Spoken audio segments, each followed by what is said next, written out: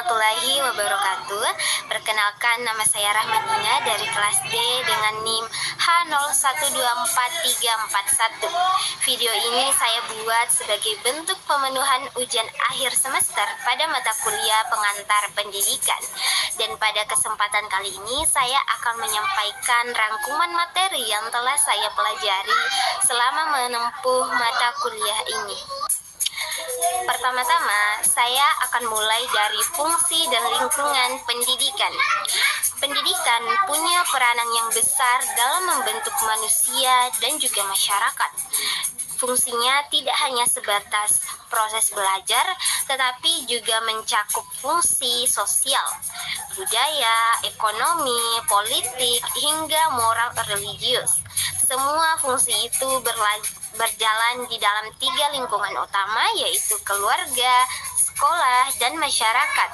Keluarga menjadi tempat pertama anak mengenal nilai-nilai dasar, sedangkan sekolah menjadi ruang untuk mengembangkan pengetahuan dan keterampilan.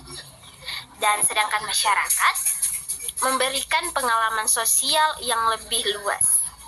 Setelah memahami hal ini, saya jadi lebih mengerti bagaimana seluruh proses pendidikan di Indonesia diatur dalam sebuah sistem yang terarah. Sistem pendidikan nasional Indonesia sendiri sudah mengalami perjalanan panjang dari masa kolonial yang penuh keterbatasan hingga berkembang menjadi sistem yang lebih terbuka setelah kemerdekaan. Tokoh-tokoh seperti Ki Hajar Dewantara dan Dewi Sartika punya pengaruh besar dalam membentuk arah pendidikan bangsa kita. Perkembangan ini semakin jelas setelah adanya Undang-Undang Nomor 20 Tahun 2003 tentang Sistem Pendidikan Nasional yang mengatur jalur pendidikan formal, non-formal, dan informal. Dari sinilah saya mulai memahami berbagai pendekatan pendidikan yang diterapkan di Indonesia, termasuk salah satunya pendidikan inklusif. Pendidikan inklusif memberi kesempatan belajar yang setara untuk semua anak tanpa terkecuali. Pendekatan ini menekankan pada prinsip kesetaraan, menghargai perbedaan, dan fleksibilitas dalam pembelajaran. Penerapannya bisa dilihat dari adanya pendampingan khusus, lingkungan sekolah yang lebih ramah, pelatihan guru, serta keterlibatan orang tua. Untuk dapat menjalankan pendekatan seperti ini, tentu seorang pendidik perlu memahami karakter peserta didiknya. Nah, disinilah saya mulai mengenal lebih jauh tentang psikologi pendidikan. Melalui psikologi pendidikan, saya belajar bagaimana memahami perkembangan motivasi serta kebutuhan peserta didik.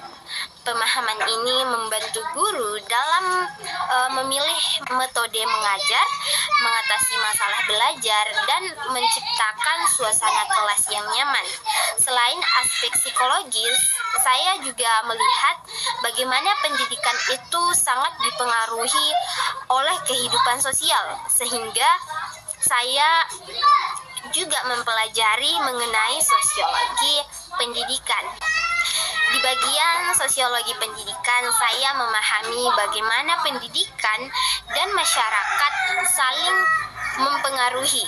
Faktor sosial, ekonomi, dan budaya bisa berperan besar dalam keberhasilan proses belajar.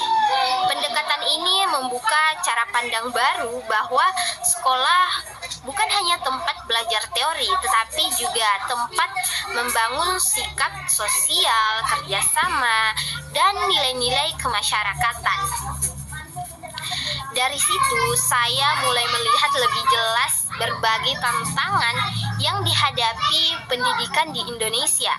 Beberapa masalah aktual yang sering muncul antara lain ketimpangan fasilitas antara daerah, kualitas pendidikan yang belum merata, kompetensi guru yang masih perlu ditingkatkan, serta kurikulum yang sering berubah. Selain itu, hambatan ekonomi, akses geografis, dan rendahnya literasi digital juga masih menjadi kendala dalam pemerataan pendidikan. Dan untuk mengatasi hal ini, dibutuhkan pemerataan fasilitas, peningkatan kualitas guru, penguatan digitalisasi pendidikan, serta penyempurnaan kurikulum yang lebih konsisten. Seluruh pembahasan di mata kuliah pengantar pendidikan membuat saya memahami bahwa pendidikan adalah proses yang besar, saling terkait, dan sangat berpengaruh terhadap masa depan bangsa. Pendidikan bukan hanya soal mengajar, tetapi juga membentuk karakter, menanamkan nilai, dan mempersiapkan generasi muda menghadapi perubahan zaman. Sekian yang dapat saya sampaikan. Terima kasih. Wassalamualaikum warahmatullahi wabarakatuh.